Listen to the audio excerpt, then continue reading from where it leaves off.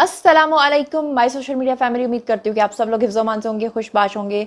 सियासी तज्ज़ियों और तबसरों के साथ आपकी खिदमत में हाजिर हूँ। तो जनाब, आज के वीडियो में बहुत सारी ख़बरें शामिल हैं और आज आपको बताना है कि 9 मई पार्ट 2 शुरू हो चुका है और अली अमीन गंडापुर ने बाकायदा तौर पे लोगों को लेकर किस तरह से हमले करवाए हैं ग्रिड स्टेशंस के ऊपर और रियासत को खुली नंगी और खुलेआम धमकियाँ दी हैं। क्या कुछ उन्होंने कहा है वो तो मैं आपको दिखाऊंगी। इसके अलावा इमरान खान के जो वकला हैं उन्होंने अडयाला जेल के बाहर जाकर इमरान खान को रिहा करवाने के लिए 9 मई पार्ट 2 शुरू कर दिया है।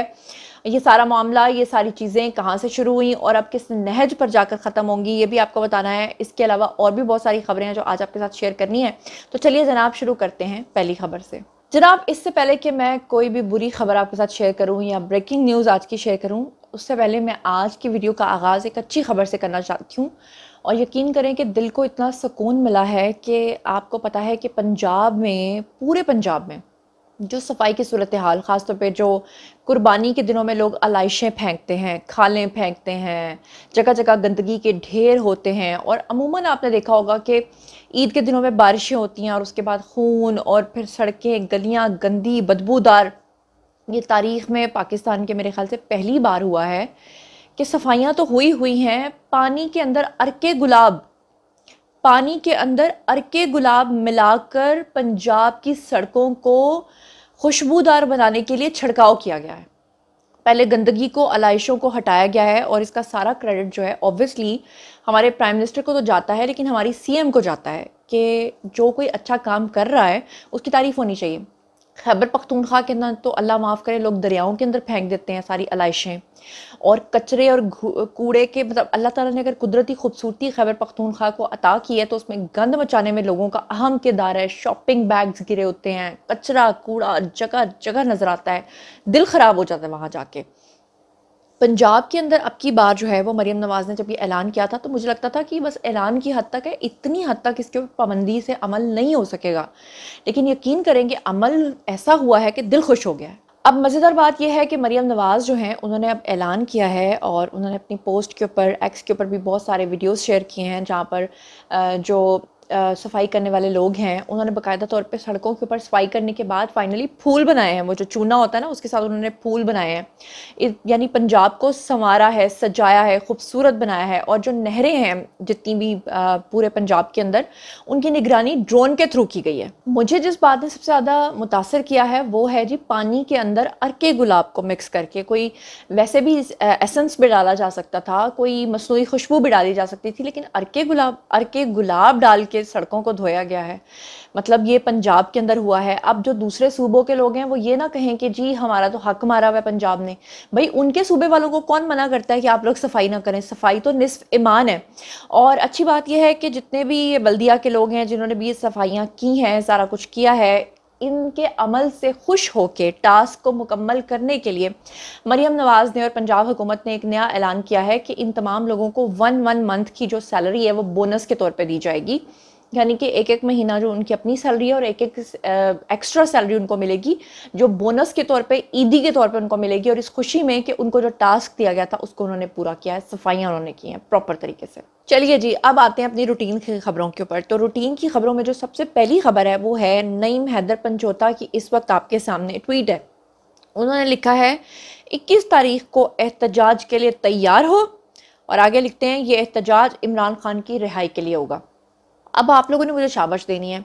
आज से काफ़ी दिन पहले मैंने आप लोगों को बताया था कि जूम के ऊपर अलीमा आंटी जो हैं उन्होंने बाकायदा तौर पे जूम मीटिंग की थी, उसमें तमाम लोगों को बुलाया था। उसमें अली अमीन गंडापुर भी थे और अली अमीन गंडापुर के साथ उनकी बहस भी हुई थी, क्योंकि अली अमीन गंडापुर ने कहा था अलीमा आंटी को कि अगर अब की बार आप लोग 9 में करने का इरादा रखते हैं तो फिर सर के ऊपर कफन बांध के निकलना पड़ेगा। अब की बार ऐसा नहीं होगा कि 9 में के वाकयात कर दिए, डीएचक्यू में घुस गए, तोड़ फोड़ कर दी, अडयाला के बाहर जमा हो गए और उसके बाद जो है वो आप लोग ये सोचो कि जनाब इमरान खान को छोड़ दिया जाएगा और हमें आसानी से छोड़ के बाहर निकाल दिया जाएगा और हमें सड़कों पे कहा जाएगा आप आराम से तशरीफ लाइए। अब की बार अगर कोई इस तरह की अनारकी फैलाने की कोशिश करेगा तो उसको मुंह तोड़ जवाब दिया जाएगा। ये कहा था जी आर्मी चीफ ने। लेकिन उसके बाद आपको याद होगा कि मैंने आपको बताया था कि अलीमा आंटी जो है वो नाराज भी हुई थी और उन्होंने कहा था कि अली अमीन गंडापुर जो है वो पिच के दोनों साइडों पे खेल रहे हैं। अली अमीन गंडापुर को ही उन्होंने डबल एजेंट बना दिया था। और लीमा आंटी ने उस जूम मीटिंग में ये भी कहा था कि हमने अडयाला जेल के बाहर जाकर बैठ जाना है जब तक कि इमरान खान को रिहा नहीं कर दिया जाता। तो अब फाइनली दोबारा से ये 9 में करवाने का इरादा शुरू हो चुका है। बाकायदा तौर पे सोशल मीडिया के ऊपर ये बैनर्स लगना शुरू हो गए हैं जिसमें इमरान खान की रिहाई का मुतालबा करते हुए कहा जा रहा है तमाम यूथियों को कि आपने जनाब इकट्ठा हो जाना है अडयाला जेल के बाहर और आकर खान साहब को छुड़वाना है। अब देखना यह है कि लोग अब की बार क्या करते हैं, क्या उतनी बड़ी तादाद में बाहर निकलते हैं, क्या लोग उसी तरह से तोड़ फोड़ करते हैं, क्या लोग नईम पंजोता के पीछे लगते हैं, अली अमीन गंडापुर के पीछे लगते हैं या अलीमा आंटी के पीछे लगते हैं। और सवाल ये भी पैदा होता है कि क्या अब की बार ये 9 में जैसे वाकयात को लीड करने के लिए अली अमीन गंडापुर खुद और अलीमा आंटी सबसे पहले एहतजाज के आगे खड़ी होंगी, क्या वो इनको लीड करके आगे लेकर जाएंगी या खुद गायब होकर लोगों को जो है वो सड़कों पे निकलवाएंगे कि जी आप मरो, यहाँ पे मरो खपो वाला हिसाब है ना। बहरहाल इसके अलावा आपको एक और बात बताऊं, खैबर पख्तूनख्वा के अंदर 9 मई का अमली मुजाहरा शुरू भी हो चुका है। वो कैसे? ये सानहा 9 मई पार्ट 2 का आगाज इस तरह से हुआ है कि मोहतरम अली अमीन गंडापुर साहब जो हैं और पीटीआई के एमपीए फजल इलाही, इन्होंने मुजाहिरीन के साथ दोबारा रहमान बाबा ग्रिड स्टेशन के ऊपर कब्जा किया हुआ है। फजल इलाही ने रहमान बाबा ग्रिड स्टेशन से ज़बरदस्ती 4 फीडर्स की जो बिजली है उसको बहाल करवाया है।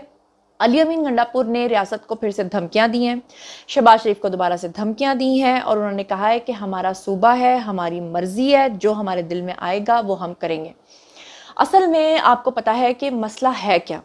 मसला ये है कि जो कुछ खैबर पख्तूनख्वा के अंदर बहुत अच्छे अच्छे लोग भी रहते हैं, लेकिन कुछ गुंडा सिफ्त लोग भी रहते हैं जो कुंडा डाल के बिजली को चोरी करते हैं और वो फिर उसको अपना हक समझते हैं और फिर वो धमकियां ये देते हैं कि वो कहते हैं कि जनाब दरिया हमारे हैं, हम बिजली, हमारे यहाँ पे बिजली बनती है, पूरे पाकिस्तान को बिजली जाती है, इसलिए हम इसका बिल भी अदा नहीं करेंगे। सबसे ज़्यादा सब्सिडी भी उनको दी जाती है। गिलगित बल्तिस्तान और खैबर पख्तूनख्वा के अंदर सबसे कम बिजली के बिल्स आते हैं। उसके बावजूद गिलगित बल्तिस्तान के लोग तो बहुत ही स्वीट और अच्छे हैं, लेकिन ये जो खैबर पख्तूनख्वा के लोग हैं इनको ख़राब करके अली अमीन गंडापुर जैसे लोग जो हैं ग्रिड स्टेशन के ऊपर जाते हैं, हमला करवाते हैं, वहाँ के फीडर्स को ऑन करते हैं, अपने लोगों को कुंडा डाल के बिजली चोरी करने से मना भी नहीं करते हैं। फिर आपको ये भी पता है कि जो खैबर पख्तूनख्वा का सूबा है वो दिवालिया हो चुका है और वफाक से पैसे लेते हैं और वफाक से पैसे लेने के बाद वफाक ही को धमकियां भी लगाते हैं। अब की बार अली अमीन गंडापुर ने क्या क्या कुछ कहा है आप खुद सुन लीजिए और फिर माजरत के साथ मुझे ये कहना पड़ेगा कि कोई नहीं है जो इनको पूछे, कोई नहीं है जो इनको पकड़े, कोई नहीं है जो इनको, मतलब जिस तरह ये दूसरों को पटा डालने की बातें करते हैं, कोई नहीं है जो इनको पटा डाले, कोई नहीं है जो इनको पटा डाल के घसीटे और पूछे कि भाई आप एक वजीर आला हैं, क्या वजीर आला का मनसब जो होता है वो लोगों को गालियां निकालने के लिए होता है, या वजीर आला का मनसब जो है वो कारकर्दगी दिखाने के लिए होता है, या ये जो कुर्बानियां हुई हैं तो दरियाओं के अंदर ही लोगों ने सारा कुछ फेंका हुआ है और आपको कोई शर्म हया नहीं है कि सफाई भी करवानी है, सिर्फ धमकियां दे दे के आपने ये सूबा जो है पहले भी दिवालिया करवा दिया है। अब आपकी 3rd टर्म है, आप पंजाब को देखिए कैसे हमारी सीएम काम कर रही हैं। जितने भी आपके बीमार लोग हैं वो वहाँ के अस्पतालों को छोड़ के पंजाब के अस्पतालों में आकर दाखिल हो जाते हैं और कहते हैं कि वहाँ पर तो हमें ना सेहत की सहूलियात मिलती हैं ना हमें कोई और सहूलियात मिलती हैं। तो मतलब धमकियां लगाने को आप खैबर पख्तूनख्वा चले जाएं और सहूलियात लेने को आप पंजाब में आ जाएं। सुभान अल्लाह, क्या कह रहे हैं अली अमीन गंडापुर, जरा सुन लीजिएगा। हमारा सूबा है, हमारी हुकूमत है, यहाँ पे वही होगा जो हम चाहेंगे। और मैं ये साफ आखिरी मैसेज एक और दे रहा हूँ, बड़ा क्लियर, कि अगर पीछे से तुम लोगों ने कोशिश की कि नेशनल ग्रिड से बिजली कम करोगे तो मैं नेशनल ग्रिड की बिजली यहाँ से बंद कर दूंगा। मेरा स्टेप 2 ये होगा, ये मैं क्लियर पैगाम दे रहा हूँ। उसके बाद अगर आपने बैठना है हमारे साथ, बात करनी है, आपकी बात में मुझे कोई यकीन नहीं है, आपकी बातों में भी कोई यकीन नहीं है, हमने जो करना है वो हम करेंगे। आपका हाथ आज़ाद है, आप जो कर सकते हो करो।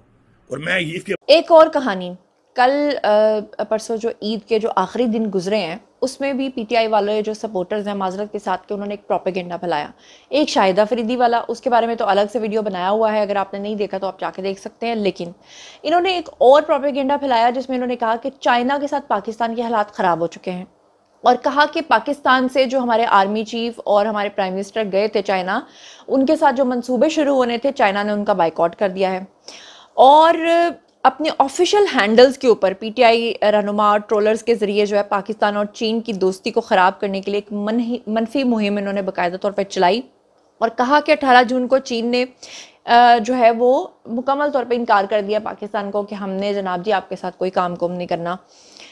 मतलब आप ये अंदाज़ा कीजिए कि चाइना का अब उसके ऊपर रद्द-ए-अमल आया है। चीन ने पाकिस्तान से ताल्लुकात और वज़ीर आज़म के दौरे के प्रोपेगेंडे को मुस्तरद कर दिया है।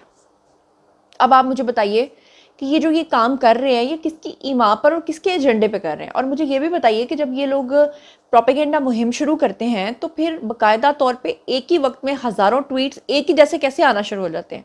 इसका मतलब है ना कि बाकायदा तौर पे पीछे मुनज़्ज़म मुहिम चलाई जाती है और वो इनको ये कहते हैं कि आप ये सब कुछ करो। असल में पीटीआई का एक वतीरा और उनका एक तरीक़ाकार मैंने नोट किया है। उनका एक तरीक़ाकार है कि गलत खबर को फैलाओ, जब वो खबर इतनी फैल जाए कि बाद में बेशक उसकी तरदीद भी आ जाए, बेशक बाद में पता चल जाए कि खबर झूठी थी, लेकिन तब तक खबर इतनी फैल चुकी हो कि वो लोगों के दिमागों का हिस्सा बन चुकी हो। मुझे परवेज़ खटक याद आ गए। परवेज़ खटक कहा करते थे कि खान साहब हमें कहा करते थे कि एक खबर को, झूठी खबर को इतना हैमर करो, इतना हथौड़ा मारो कि वो आपके दिमागों के अंदर फीड हो जाए, याद हो जाए। वही चीज़ कर रहे हैं ये सब लोग।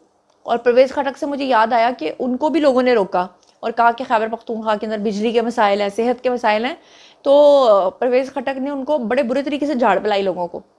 कहा कि जिनको आपने वोट दिए हैं जाकर उनसे सवाल करें, मुझे आपने वोट नहीं दिए इसलिए मुझसे आप ये सवाल भी मत करें।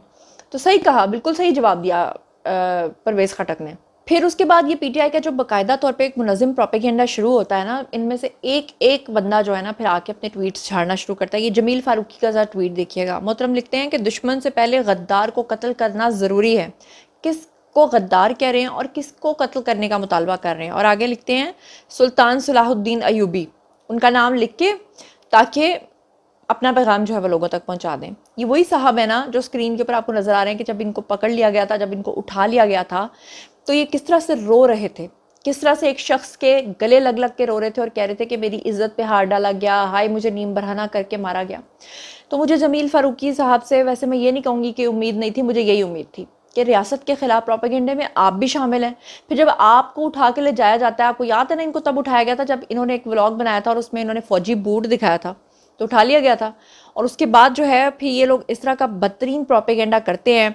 अली अमीन गंडापुर जो है वो खुली और खुलेआम जो है वो धमकियाँ देते हैं, वो नंगी नंगी गालियाँ निकालते हैं, रियासत खामोशी से सुनती है। मैं तो रियासत के ऊपर कहूँगी कि हैट्स ऑफ टू यू जी, आप लोगों ने अभी तक इनको मेहमान बना के रखा हुआ है। सही मानों में अगर आप इनके साथ वो सलूक करें ना जो ये बाहर आकर बयान देते हैं कि जनाब जी हमें तो पकड़ लिया गया, नीम बरहना करके तशद्दुद किया गया, नाजुक ग़िज़ा पे तशद्दुद किया गया, अगर आप सच में इनके साथ ये करें ना, फिर इनको समझ आए कि किस भाव बिकती है। आप लोग इन्हें कुछ करते नहीं, पकड़ते हैं, अंदर ले जाते हैं, खाने खिलाते हैं, छोड़ देते हैं। इसीलिए तो इन्होंने समझा हुआ कि ये तो मौज मेला है, ये तो मस्ती है जी, मस्ती करके हम वापस आ जाते हैं।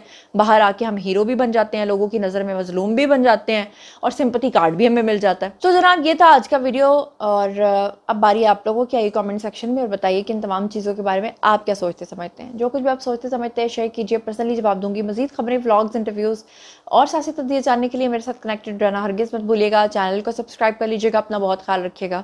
अल्लाह निगहबान।